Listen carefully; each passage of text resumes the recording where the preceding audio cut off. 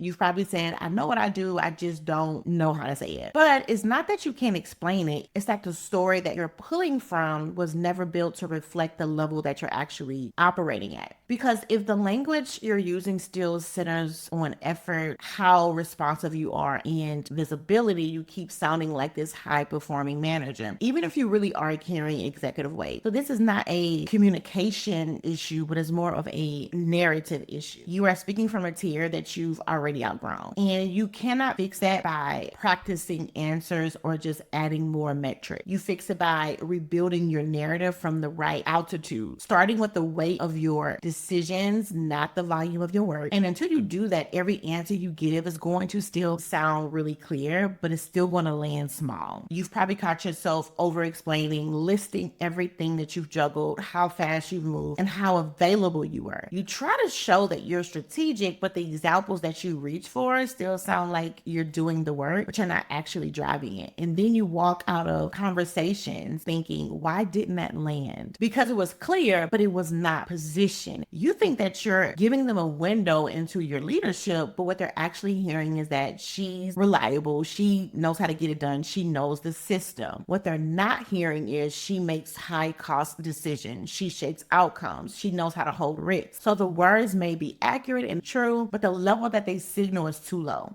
In rooms where language is currency, that read is what's costing you real power. So what happens is you are consulted, but they do not include you. They will give you projects, but not a seat at the table where those projects actually start. Every time you explain your work from the wrong altitude, you just keep reinforcing the perception that you're one level below where you're actually operating. That is not a communication gap. That is a positioning failure. It's costing you time, authority, and access that you've already earned.